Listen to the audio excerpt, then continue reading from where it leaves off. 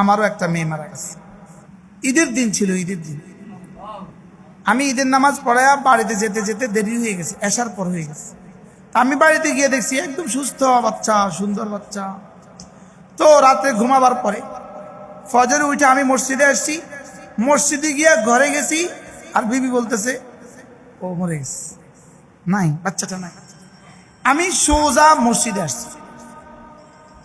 আসছি, আইসা আমার কাছে রিয়াদুস সালেহিন ছিল, রিয়াদুস সালেহিনটা খুলছি, দেখি মেয়ে বাচ্চা মারা গেলে আল্লাহ কি দিবে।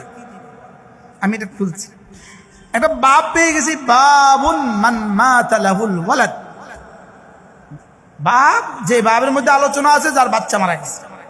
এবার হাদিস পেয়ে গেলাম, মান মাতা লাহুল ওয়ালাদ, যার একটা নাবালেগ বাচ্চা মারা গেল। সঙ্গে সঙ্গে আল্লাহ তাআলা ফেরেশতাকে জিজ্ঞেস করেন, হাল কাবাজতুম ফুয়াদা আবদি, তোমরা কি আমার বান্দার কলিজাটাকে তুলে নিয়ে আসছো? তো বান্দার সঙ্গে সঙ্গে ফেরেশতা বলেন, জি, তুলে নিয়ে আসছি।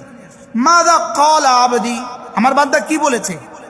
তো ফেরেশতা বলে, আল্লাহ ইস্তারজা, সে বলেছে ইন্না লিল্লাহি ওয়া ইন্না ইলাইহি রাজিউন। আর কি বলেছে? ওয়া হামিদাল্লাহ, এবং আলহামদুলিল্লাহ বলেছে। তা আল্লাহ তাআলা বলে, ইবনু লিআবদি বাইতান ফিল জান্নাহ, আমার এই বান্দার জন্য জান্নাতে একটা ঘর বানায় দাও। ওয়াসাম্মু লাহু বাইতুল হামদ, ওয়াসাম্মু লাহু বাইতুল হামদ, ওই ঘরের নাম দিয়ে দাও বাইতুল হামদ। এবার আরেক হাদিসে আছে বাইতুল হামদ কি জিনিস? বলে বাইতুল হামদ আল্লাহ তাআলা এমন একটা ঘর জান্নাতে বানাবেন, ইউরা যাহিরুহু মিন বাতিনিহি ওয়া বাতিনুহু মিন যাহিরিহি, এটার ভিতর থেকে বাহির, বাহির থেকে ভিতর দেখা যাবে। আল্লামা ইবনুল কাইয়িম আল জাওজিয়া আলাইহির রাহমান তার বিখ্যাত কিতাব আল ওয়াবিলুস সাইয়্যিব ফিল কালিমিত তাইয়্যিবের মধ্যে লিখছেন এই কথাটা এভাবে, উম্মালুল আখিরা কিসমান, আখিরাতের জন্য যারা কাজ করবে তারা দুই প্রকার। তারা কয় প্রকার বলেন? এক প্রকার আখিরাতের জন্য কাজ করবে, এটা হলো লি উজরাতিহি, পুরস্কারের আশায়। আরেক প্রকার আখিরাতের কাজ করবে আল্লাহ তাআলার আশা, ভালোবাসা। ও এই কথাটাকে এভাবে বুঝিয়েছেন। বড় মজার বিষয় হলো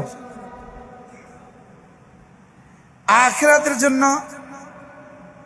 যদি পুরস্কারের আশায় কাজ করে, এটাও মামদুহ, এটাও প্রশংসিত, এটাও অনেক। লেকিন যদি শুধু আল্লাহকে পাবার আশায় কাজ করে, তো পুরস্কার তো মিলবে, বাকি আল্লাহ তাআলাও মিলে যাবে। হুজুর এই কথাটাকে বুঝিয়েছেন।